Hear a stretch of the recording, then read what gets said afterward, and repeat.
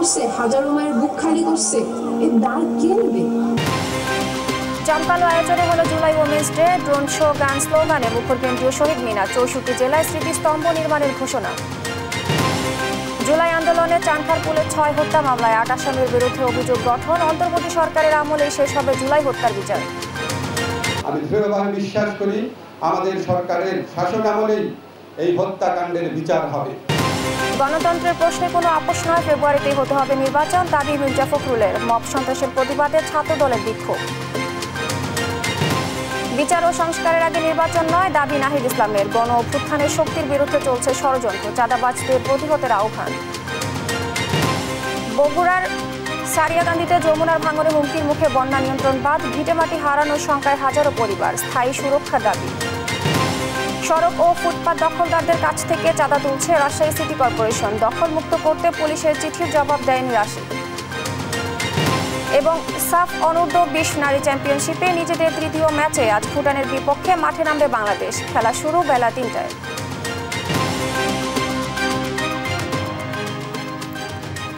দেখছিলেন শিরোনাম সংবাদ সকালের সঙ্গে আছি আমি স্নিগ্ধা খান। এবার বিস্তারিত। জুলাইয়ের অগ্নিকন্যাদের ভূমিকার স্মরণে কেন্দ্রীয় শহীদ মিনারে পালিত হয় জুলাই উইমেন্স ডে। চলচ্চিত্র, গান আর স্লোগানে উঠে আসে নারীদের প্রতিবাদী কণ্ঠস্বর। নারীদের অবদানের স্মরণে দেখানো হয় ড্রোন শো। বাংলাদেশের মেয়েদের আটকানো যাবে না বলে জানান সংস্কৃতি উপদেষ্টা মুস্তফা সরোয়ার ফারুকী। ফাহিম ইউসুফের রিপোর্ট। জুলাই গণ অভ্যুত্থানের পটভূমি থেকে নারীদের অবদান। রাতের আকাশে ড্রোন শোতে ফুটে ওঠে সংগ্রাম আর স্মৃতির নানা গল্প। 24 জুলাইয়ে নারীদের সাহসী অবদানের স্মরণে পালন হয় জুলাই উইমেন্স ডে। কেন্দ্রীয় শহীদ মিনারে জাতীয় সঙ্গীতের মধ্য দিয়ে শুরু হওয়া এ আয়োজনে উঠে আসেন বিগত সময়ের গুম খুনের শিকার ও জুলাই শহীদেরা। জুলাইয়ের গানের সাথে ছিল চলচ্চিত্র, প্রামাণ্যচিত্র আর স্লোগান। ক্ষোভ আর জীবন্ত ক্ষত নিয়ে বক্তব্য দেন পরিবার, প্রিয়জন, এমনকি শিল্পীরাও। রাষ্ট্রের সকল যন্ত্র ব্যবহার করে আমাদের সন্তানদের রাজাকার বলা হয়। ঘরের ভেতর বন্দী থাকা মৃত্যুর থেকেও কঠিন হয়। নাইমার গুলি লাগার সাথে সাথে নাইমার মাথার 4 ভাগের 2 অংশে মগজটাল সহ মাথার বাড়ি সহ ছিটকে পড়ে গেছে ঘরের ভিতরে। গণ অভ্যুত্থানের দুঃসহ স্মৃতিচারণের পাশাপাশি জুলাইয়ের অগ্নিকন্যারা জানান রাজনৈতিক ন্যারেটিভ, নিপীড়ন সহ সকল বাধা ভেঙে এগিয়ে যাওয়ার অঙ্গীকার। নারী হিসেবে, শোপিস হিসেবে আমরা কেউ জুলাইতে নামিনি। আমরা নিজেদেরকে নারীর চাইতে নাগরিক বলতে বেশি সম্মানিত বোধ করি। জুলাই পরবর্তী সময়ে নারীদের ভূমিকা বিলীন হয়ে যাচ্ছে কিনা প্রশ্নের জবাবে সংস্কৃতি উপদেষ্টা মোস্তফা সরোয়ার ফারুকী জানান বাংলাদেশের নারীরা অদম্য। যে মানুষ একবার ওড়া শিখে গেছে, যে পাখি একবার ওড়া শিখে গেছে, আপনি ওকে আর আটকাতে পারবেন না। বাংলাদেশের মেয়েদেরকে আটকানো যাবে না। And this is where our hope lies. হলের তালা ভেঙে নারী শিক্ষার্থীদের বেরিয়ে আসা সে 14 জুলাইয়ের স্মরণে বিভিন্ন হল থেকে নারী শিক্ষার্থীরা এসে জড়ো হয় রাজু ভাস্কর্যের পাদদেশে। রাতব্যাপী চলে স্মৃতিচারণ ও সাংস্কৃতিক অনুষ্ঠান। ফাহিম ইউসুফ, দেশ টিভি, ঢাকা। জুলাই আগস্ট গণহত্যার আরও একটি মামলার বিচার শুরুর আদেশ দিয়েছে আন্তর্জাতিক অপরাধ ট্রাইব্যুনাল। চানখারপুলে 6 জনকে হত্যা মামলায় সাবেক ডিএমপি কমিশনার হাবিবুর রহমান হাবিব সহ 8 জনের বিরুদ্ধে অভিযোগ গঠন করেছেন ট্রাইব্যুনাল। সাক্ষ্য গ্রহণের দিন ধার্য করা হয়েছে 11 আগস্ট।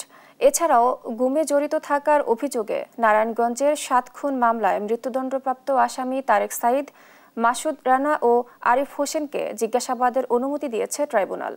সাবরিনা মজুমদারের রিপোর্টে বিস্তারিত।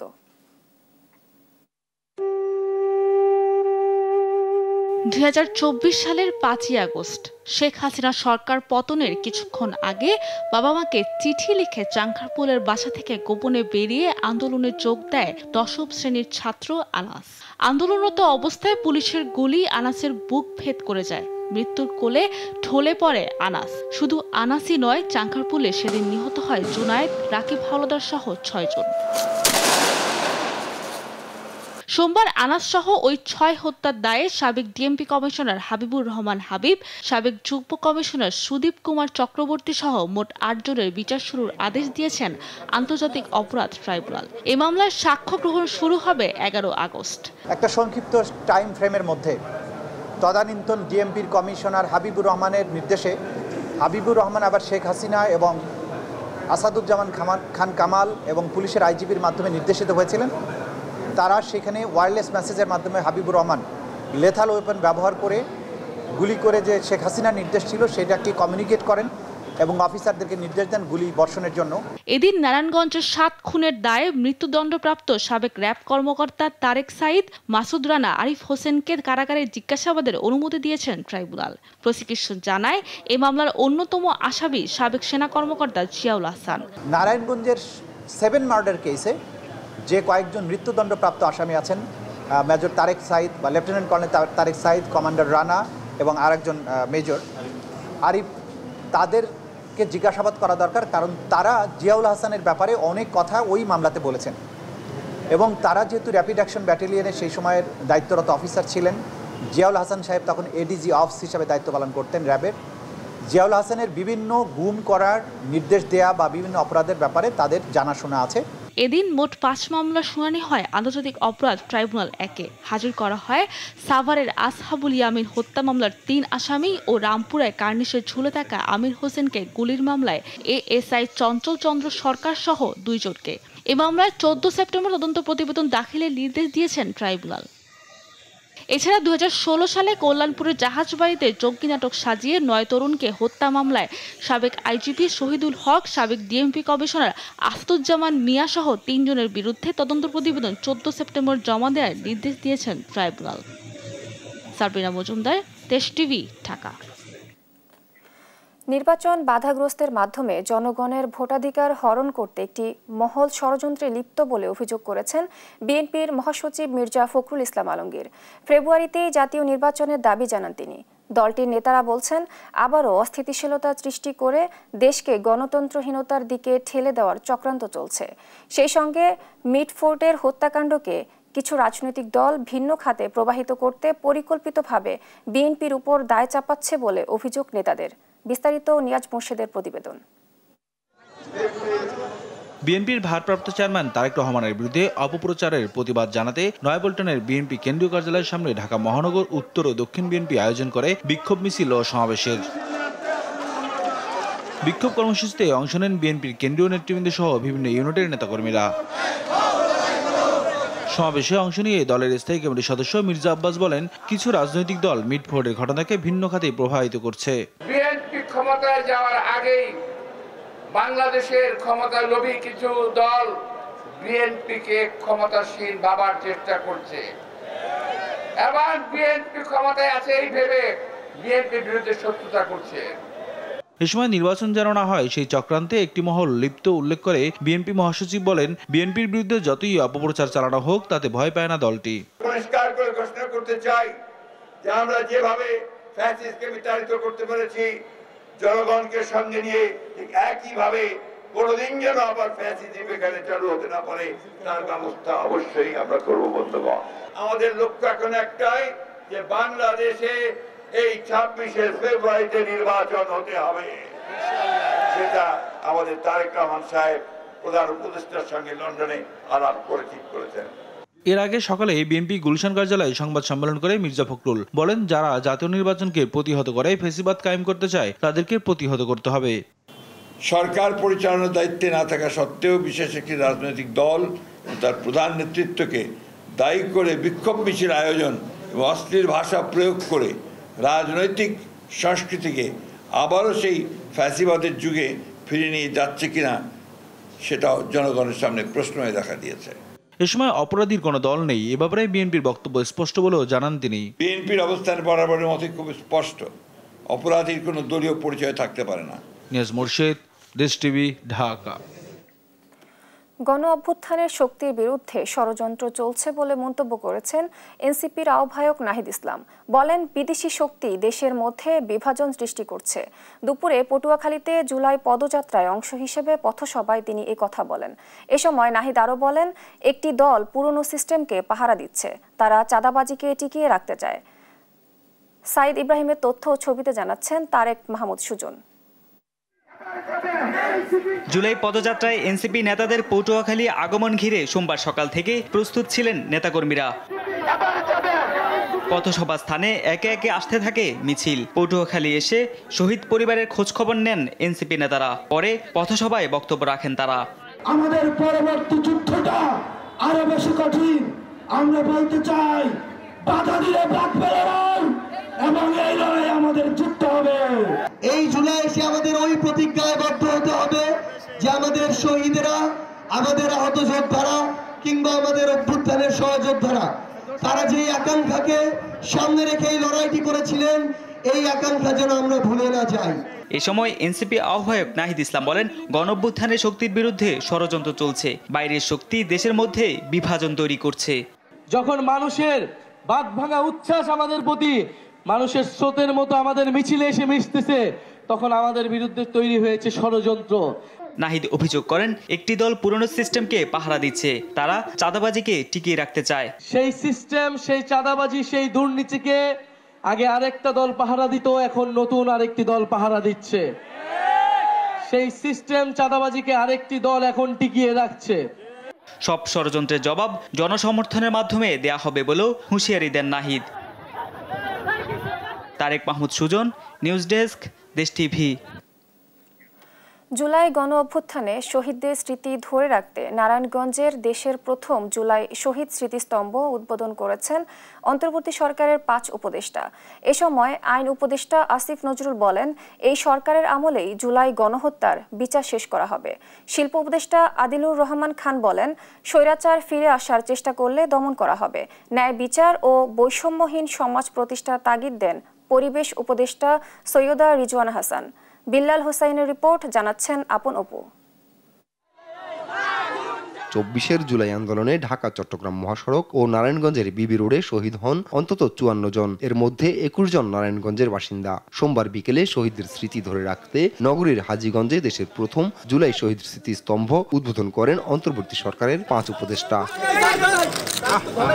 এ সময় আইন উপদেষ্টা ডক্টর আসিফ নজরুল বলেন, যে গতিতে বিচার এগিয়ে চলছে তাতে অন্তর্বর্তী সরকারের সময়ই জুলাই হত্যাকাণ্ডের বিচার আন্তর্জাতিক অপরাধ ট্রাইব্যুনালে শেষ হবে। এ সময় তিনি দেশের চলমান পরিস্থিতিতে ঐক্যবদ্ধ হয়ে চাঁদাবাজদের বিরুদ্ধে রুখে দাঁড়ানোর আহ্বান জানান। বিচার যেই গতিতে এগিয়ে চলেছে আন্তর্জাতিক অপরাধ ট্রাইব্যুনালে ইনশাআল্লাহ যেই গতিতে বিচার এগিয়ে চলেছে, আমি দৃঢ়ভাবে বিশ্বাস করি আমাদের সরকারের শাসন আমলেই এই হত্যাকাণ্ডের বিচার হবে। অবশ্যই আপনারা ঐক্যবদ্ধ থাকবে, চাঁদাবাজদের প্রতিরোধ করতে পারবেন। আমাদের সরকারের দায়িত্ব থাকবে, পাশাপাশি আপনারা স্থানীয় যারা চাঁদাবাজ আছে, লুটেরা আছে, তাদের বিরুদ্ধে রুখে দাঁড়াবেন। ইনশাআল্লাহ প্রশাসন আপনাদেরকে সহযোগিতা করবে। জুলাই শহীদদের স্মরণে রাখতে হলে ন্যায় বিচার ও বৈষম্যহীন সমাজ প্রতিষ্ঠার তাগিদ দেন পরিবেশ উপদেষ্টা। এজন্য দল ও ব্যক্তি স্বার্থের ঊর্ধ্বে উঠে কাজ করার আহ্বান তার। ওদেরকে মনে রাখার শ্রেষ্ঠ উপায় তাই হচ্ছে সকলকে ন্যায় বিচারের জন্য, বৈষম্যহীন বাংলাদেশ গড়ার জন্য, গণতান্ত্রিক বাংলাদেশ গড়ার জন্য দল মত, দল স্বার্থ, ব্যক্তি স্বার্থের ঊর্ধ্বে দাঁড়িয়ে কাজ করে যাওয়ার। আমরা আশা করি সকলেই আমরা সেই কাজটা করব। অনুষ্ঠানে শিল্প উপদেষ্টা আদিলুর রহমান খান বলেন, বাংলাদেশে কোনো আধিপত্য শক্তি ও স্বৈরাচার ফিরে আসার চেষ্টা করলে তা শক্ত হাতে দমন করা হবে। আপনারা অগ্নি যুগের সন্তান, আগুন হাতে নিয়ে ঢাকার রাস্তায় নেমেছিলেন, সারা দেশে নেমেছিলেন, নারায়ণগঞ্জে নেমেছিলেন। সেই আগুন হাতে নিয়ে দেশকে এগিয়ে নিয়ে যেতে হবে। বাংলাদেশে যেন কখনো কোনো আধিপত্যবাদী শক্তি চোখ রাঙাতে না পারে, বাংলাদেশে যেন কখনো ফাঁসিবাদ আসতে না পারে, এবং যদি আসার চেষ্টাও করা হয় সেটাকে দমন করা হবে। অনুষ্ঠানে শিক্ষা উপদেষ্টা অধ্যাপক ডক্টর চৌধুরী রফিকুল আবরার, জ্বালানি উপদেষ্টা মোহাম্মদ ফাউজুল কবির খান এবং জুলাই আন্দোলনের সম্মুখ সারির যোদ্ধা ও শহীদ পরিবারের সদস্যরা উপস্থিত ছিলেন। আপন অপু, নিউজ ডেস্ক, দেশ টিভি। জুলাই গণ অভ্যুত্থানে শহীদদের স্মৃতি ধরে রাখতে দেশের ৬৪ জেলায় স্মৃতিস্তম্ভ নির্মাণ করা হবে বলে জানিয়েছেন সংস্কৃতি বিষয়ক উপদেষ্টা মোস্তফা সরোয়ার ফারুকী। এদিকে জুলাইয়ে নারী যোদ্ধাদের পূর্ণাঙ্গ তালিকা তৈরির কাজ হাতে নিয়েছে সমাজ কল্যাণ এবং মহিলা ও শিশু বিষয়ক মন্ত্রণালয়। মোহাম্মদ সাকিবের রিপোর্ট। সোমবার গণভবনে জুলাই গণ অভ্যুত্থান পুনর্জাগরণ অনুষ্ঠানমালা নিয়ে সংবাদ সম্মেলনের আয়োজন করা হয়। সংবাদ সম্মেলনে জুলাই শহীদদের আত্মত্যাগ নতুন প্রজন্মের কাছে তুলে ধরতে আজ থেকে দেশের ৬৪ জেলায় স্মৃতিস্তম্ভ নির্মাণ কাজ শুরু করার ঘোষণা দেন সংস্কৃতি বিষয়ক উপদেষ্টা মোস্তফা সরোয়ার ফারুকী। দেশের ৬৪টা জেলায় জুলাই স্মৃতিস্তম্ভ স্থাপন করা হবে। এটা স্থাপনের কাজ আজকে থেকে শুরু হলো নারায়ণগঞ্জের মধ্য দিয়ে, এবং আমরা বিশ্বাস করি নারায়ণগঞ্জে যেটা শুরু হলো ৪ আগস্টের মধ্যে সারা দেশে এই স্মৃতিস্তম্ভের কাজ শেষ হবে। জুলাইয়ে নারী যোদ্ধাদের পূর্ণাঙ্গ তালিকা তৈরির কাজ হাতে নেওয়া হয়েছে উল্লেখ করে সমাজ কল্যাণ ও মহিলা ও শিশু বিষয়ক মন্ত্রণালয়ের উপদেষ্টা শারমিন এস মুর্শিদ বলেন, জুলাই কন্যা নামে একটি বিশেষ কর্মসূচির আওতায় নারীদের ক্ষমতায়নে কাজ করবে মন্ত্রণালয়। আমাদের যে নারী যোদ্ধারা আছে তাদের একটা পূর্ণাঙ্গ চিত্র এবং পূর্ণাঙ্গ তালিকা করার গবেষণার কাজটা আমার মন্ত্রণালয় হাতে নিয়েছে, এবং সেটার মধ্য দিয়ে আমরা আশা করছি প্রত্যেকটি নারী চরিত্র, নারী যোদ্ধাকে আমরা খুঁজে পাব। জুলাই গণ অভ্যুত্থানের স্মরণে দেশ জুড়ে আরো একাধিক কর্মসূচি হাতে নিয়েছে সরকার। মোহাম্মদ সাকিব, দেশ টিভি, ঢাকা। সংসদে নারী প্রতিনিধিত্ব আর উচ্চকক্ষ বিশিষ্ট সংসদের বিষয়ে এখনও ঐক্যমত্য আসতে পারেনি রাজনৈতিক দলগুলো। এনসিপির অভিযোগ, উচ্চকক্ষের প্রয়োজনীয়তার প্রশ্ন তুলে ইস্যুটিকে নড়বড়ে করার চেষ্টা চলছে। নিম্নকক্ষের ভোটারের সংখ্যানুপাতিক হারে উচ্চকক্ষের দাবি জামায়াতের, আর বিভিন্ন খাতের অভিযোগ ব্যক্তিদের নিয়েই উচ্চকক্ষ গড়তে চায় বিএনপি। বিস্তারিত সাইফুল রিপোর্টের প্রতিবেদন। সোমবার রাজধানীর ফরেন সার্ভিস একাডেমিতে রাজনৈতিক দলগুলোর সঙ্গে দ্বিতীয় ধাপে ১৩তম দিনের বৈঠক শুরু করে জাতীয় ঐক্যমত্য কমিশন। দেশে দ্বিকক্ষ বিশিষ্ট সংসদ চালুর পাশাপাশি সংসদে সংরক্ষিত নারী আসন নিয়ে এদিন নতুন প্রস্তাবনা তুলে ধরে জাতীয় ঐক্যমত্য কমিশন। রাজনীতি রাষ্ট্র গঠনে নারীকে মর্যাদাজনক অবস্থায় প্রতিষ্ঠিত করা সম্ভব হবে বলে প্রত্যাশার কথা জানান কমিশনের সহসভাপতি ডক্টর আলী রিয়াজ। রাজনীতিতে রাষ্ট্র গঠনে, আইন প্রণয়নে প্রাতিষ্ঠানিকভাবে নারীকে মর্যাদার সঙ্গে অংশগ্রহণের পথ আমরা তৈরি করতে পারবো। সে জায়গায় আমরা এক জায়গায় আসতে পারবো, ঐক্যমত্য তৈরি করতে পারবো, সেটা আমরা আশা করি। দিনভর আলোচনায় সংসদে নারী প্রতিনিধিত্ব ৫০ থেকে ১০০-তে বাড়ানোর বিষয়ে ঐক্যমত্য এলেও কার্যকরী প্রতিনিধিত্ব নিশ্চিতে নারী প্রতিনিধিদের নির্বাচনের বিষয়ে ভিন্ন ভিন্ন মত দেয় রাজনৈতিক দলগুলো। পদ্ধতিগত জায়গায় এখনো পর্যন্ত কোনো সমাধানে না আসা গেলেও নীতিগতভাবে আমরা একমত যে সংসদে ১০০ নারী আসন সরাসরি নির্বাচনের মাধ্যমে নির্বাচিত হবেন এবং তারা সংসদে প্রতিনিধিত্ব করবেন। আমরা নারী আসনকে ১০০-তে উন্নীত করার ক্ষেত্রে আমাদের ঐকমত্য আছে। আমরা নারীরা ১০০ আসনে পাক আছে। পদ্ধতিগতভাবে আমরা বলেছি যে এটা পিআর সিস্টেমে ইলেকশনটা হইতে হবে। ওভারনাইট কোনো বৈপ্লবিক পরিবর্তন হয়তো এই প্রক্রিয়ায় আসবে না, কিন্তু আমরা যদি গ্র্যাজুয়ালি যাই, একটা সময়ে অবশ্যই নারী আসনগুলোতে সরাসরি প্রতিদ্বন্দ্বিতা করার মতো অবস্থা বাংলাদেশে আসবে, এবং সেই সময়ের জন্য আমাদের অপেক্ষা করতে হবে। দ্বিকক্ষ বিশিষ্ট সংসদ নিয়েও দলীয় মতামত তুলে ধরে রাজনৈতিক দলগুলো। যে দলগুলো উচ্চকক্ষ চেয়েছে তারা যেন উচ্চকক্ষ আর প্রত্যাশা না করে সেরকম একটা জায়গায় আমাদেরকে নিয়ে যাওয়ার চেষ্টা করা হচ্ছে। 2/3 এবং আজকে নতুন করে আরও 2-1টি দল এই পিআরের পক্ষে, পিআর বাই ভোটার্স, এটার পক্ষে মত দিয়েছে। আমরা খুব স্ট্রংলি এটার পক্ষে মত দিয়েছি। আচ্ছা, দ্বিকক্ষ বিশিষ্ট পার্লামেন্ট কি আমাদের আছে? না। তো দ্বিকক্ষ বিশিষ্ট পার্লামেন্ট গঠনের প্রস্তাব তো আমাদের। বাকিরা কবে কখন এই প্রস্তাব দিয়েছে আমরা জানি না, কিন্তু এই প্রস্তাব তো আমরা আরও 1.5-2 বছর আগে দিয়েছি। সুতরাং এখানে সবল এবং দুর্বল করার তো প্রশ্ন আসে না। যে হাউস গঠিতই হয়নি সেই হাউস দুর্বল হবে কি সবল হবে সেটা তো প্রশ্ন আসে না। অমীমাংসিত ইস্যুতে ঐক্য তৈরিতে ধারাবাহিক আলোচনার কথা জানিয়েছে জাতীয় ঐক্যমত্য কমিশন। সাইফুল রিপন, দেশ টিভি, ঢাকা। আগস্টের মধ্যেই মার্কিন শুল্কের ইতিবাচক সমাধান আসবে বলে আশাবাদী বাণিজ্য উপদেষ্টা শেখ বশির উদ্দিন। সোমবার বিকেলে যুক্তরাষ্ট্র সফর নিয়ে সংবাদ সম্মেলনে এই কথা বলেন তিনি। উপদেষ্টা বলেন, যুক্তরাষ্ট্রের শুল্কারোপ নিয়ে ভালো ফলাফলের জন্য সবাই একসঙ্গে কাজ করছে। সামনের সপ্তাহের মাঝামাঝি সময়ে আবারও যুক্তরাষ্ট্রে যাবে বাণিজ্য মন্ত্রণালয়ের প্রতিনিধি দল। মার্কিন যুক্তরাষ্ট্রের শুল্কারোপ শূন্যে নামিয়ে আনার ব্যাপারে আশাবাদী বাণিজ্য উপদেষ্টার। জানান, দ্বিতীয় পর্যায়ে বৈঠকে সেটি নির্ধারণ হবে। উপদেষ্টা আরও বলেন, বাংলাদেশ এবং যুক্তরাষ্ট্রের মধ্যে সব ধরনের বাণিজ্য ঘাটতি কমাতে চায় সরকার, এজন্য প্রয়োজনীয় সবকিছু করা হবে। আমাদের প্রস্তুতি সম্পূর্ণ করে আমরা অতি দ্রুত আবার যুক্তরাষ্ট্রে ফেরত যাচ্ছি এবং আমরা আশা করছি যে আল্লাহর রহমতে আমাদের একটা ভালো আউটকাম যেন এটার জন্য আসে, এটার জন্য আমরা সার্বিকভাবে সকলে একত্রে কাজ করছি। আমরা সামনের সপ্তাহের মাঝামাঝি দিকে যাওয়ার চেষ্টা করছি। আওয়ামী লীগের যুগ্ম সাধারণ সম্পাদক মাহবুবুল আলম হানিফ ও তার স্ত্রী সন্তানের বিরুদ্ধে প্রায় 900 কোটি টাকার সন্দেহজনক লেনদেনের অভিযোগে মামলা করেছে দুদক। একই দিন শেখ পরিবারের নিয়ন্ত্রণে থাকা সূচনা ফাউন্ডেশন এবং সিআরআই এর নথিপত্র জব্দ করতে এনবিআরকে চিঠি পাঠিয়েছে সংস্থাটি। ফজলে আদিত্যের রিপোর্ট।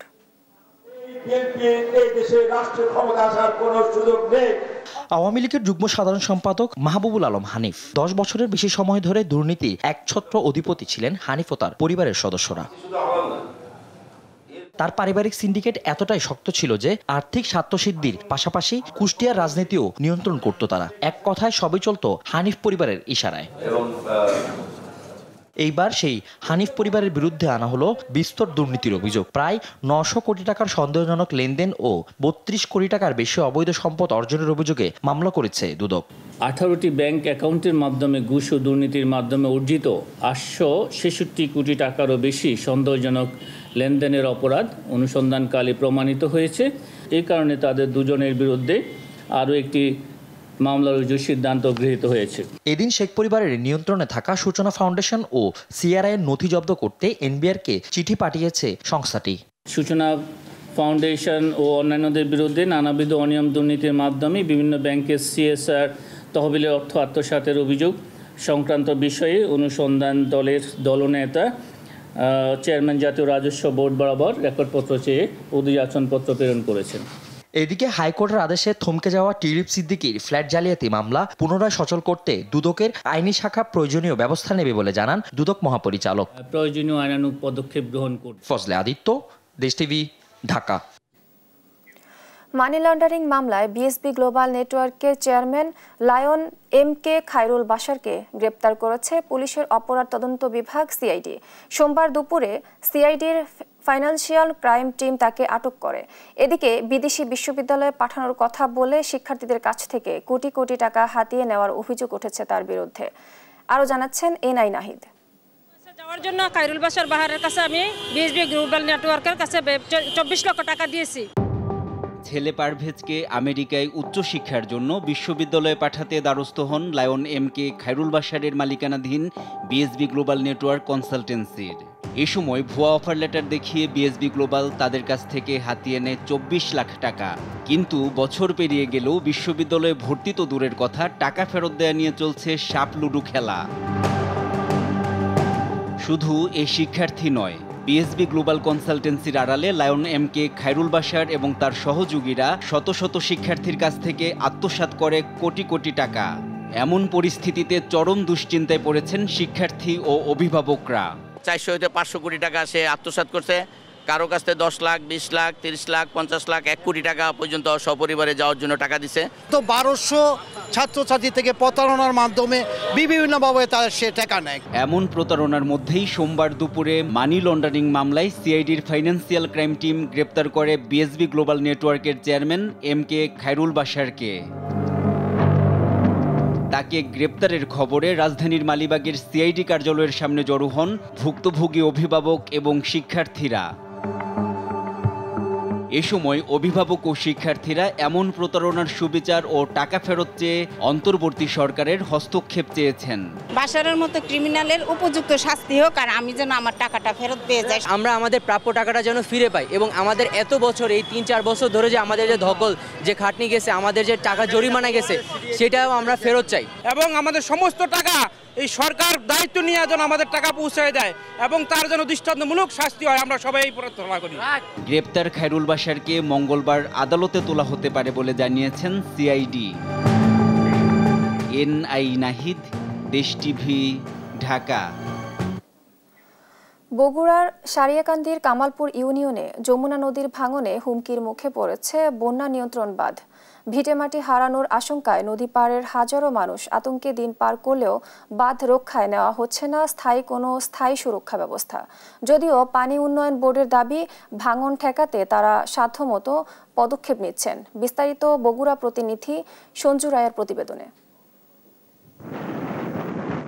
বন্যা আসুক আর না আসুক, খরস্রোতা যমুনা যেন তার করাল গ্রাসে প্রতি বছর গিলে ফেলছে শত শত বিঘা ফসলি জমি আর নদী পাড়ের মানুষদের বাপদাদার বসত ভিটা। এবছর এখনো কোনো ভারী বর্ষণ না হলেও বগুড়া সারিয়াকান্দিতে যমুনার 1 কিলোমিটার এলাকা জুড়ে দেখা দিয়েছে ভয়াবহ ভাঙন। ভাঙন ঠেকাতে নদী তীরে ফেলা কোটি কোটি টাকার জিও ব্যাগও মুহূর্তের মধ্যেই যেন বিলীন হয়ে যাচ্ছে নদী গর্ভে। বছর দুয়েক আগেই ভয়াবহ ভাঙনে সারিয়াকান্দির ইসামারা ও ফকিরপাড়ায় বৃহৎ অংশে ফসলি জমি, বসতবাড়ি ও অবকাঠামো বিলীন হয়ে যায়। যে ক্ষতি আজও পুষিয়ে নিতে পারেননি ভাঙন কবলিত মানুষেরা। সে সময় ভাঙন ঠেকাতে নদীর তীরে 12 কোটি টাকা ব্যয়ে জিও ব্যাগ ফেলা হয় বলে জানায় পানি উন্নয়ন বোর্ড। এতেও রোধ হয়নি নদী ভাঙন। বন্যার সময় বিশেষ করে ভাঙনের কারণে পশু পাখি হোক, সাধারণ মানুষ হোক, অমানবিক জীবন যাপন করে। এরা তো আঙ্গেরে এই এলাকা না চাইলে মাছ ধরলে কোন জমো ভাই বেড়ান দেখবো। গত এক সপ্তাহে গোদাখালী থেকে দড়িপাড়া পর্যন্ত 1 কিলোমিটার এলাকা জুড়ে ভাঙন ভয়াবহ আকার ধারণ করেছে। দ্রুততার সাথেই মূল বাঁধের দিকে এগুচ্ছে নদী ভাঙন। ভুক্তভোগীরা জানান, মূল বাঁধ ভেঙে গেলে বগুড়া ও সিরাজগঞ্জের অন্তত 5 উপজেলার লক্ষাধিক মানুষ মারাত্মকভাবে ক্ষতিগ্রস্ত হবে। এইভাবে যদি ভাঙতে থাকে, আমরা দুটো ইউনিয়নে প্রায় 2 লক্ষর অধিক লোকজন আছি, আমরা বাস্তুহারা হয়ে যাবো, এলাকায় থাকতে পারবো না। দীর্ঘদিন ধরে দেখে আসতেছি নদী ভাঙতেইছি, কিন্তু সরকার কোনো কাজ করতেছে না আমাদের এই মাঝখানে এলাকাটা। ভালো করে কাজ করা নাই, যারা কাজ করে এখানে ভালোভাবে এটি দায়িত্বধার মানুষ থাকা নাই। 2 বস্তা ফেলে 3 বস্তার টেকা নেওয়া যায় করলে হবা, কাজ তো ঠিক মতো হয় না। পানি উন্নয়ন বোর্ড বলছে, বেড়িবাঁধ থেকে ভাঙন দূরত্ব মাত্র 300 মিটার। বড় ধরনের ঝুঁকি এড়াতে তারা অস্থায়ী নানা পদক্ষেপ গ্রহণ করেছেন। তবে স্থায়ী সমাধানে 1750 কোটি টাকা ব্যয়ে নদীর তীর রক্ষা একটি প্রকল্প শীঘ্রই হাতে নেওয়া হবে। বাংলাদেশ পানি উন্নয়ন বোর্ডের তরফ থেকে একটা প্রকল্প গ্রহণ করা হয়েছে। প্রকল্প ব্যয় দাঁড়িয়েছে 1750 কোটি টাকা।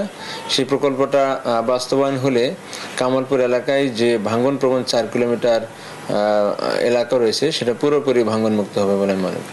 জিও ব্যাগ ও জিও টিউব ফেলে অস্থায়ী কাজের নামে প্রতি বছর পানিতে টাকা না ঢেলে বাঁধ রক্ষায় দ্রুততম সময়ে নেওয়া হোক স্থায়ী সুরক্ষা ব্যবস্থা, এমনই প্রত্যাশা সকলের। সঞ্জু রায়, দেশ টিভি, বগুড়া। সড়ক ও ফুটপাত দখলদারদের কাছ থেকে খাজনার নামে রসিদ দিয়ে টাকা আদায় করছে রাজশাহী সিটি কর্পোরেশন। ফলে শত কোটি টাকার সড়ক ও ফুটপাত দখলমুক্ত হচ্ছে না। ফুটপাত দখলমুক্ত করতে পুলিশের পক্ষ থেকে সহযোগিতা চেয়ে চিঠি দেওয়া হলেও সাড়া দেয়নি সিটি কর্পোরেশন। অবশ্য এ নিয়ে কোনো কিছু না জানা থাকার দাবি রাষ্ট্রিক সচিবের। কাজী শাহেদের প্রতিবেদন। রাজশাহীতে ফুটপাতের পর এবার দখল হচ্ছে সড়কের বেশিরভাগ অংশ।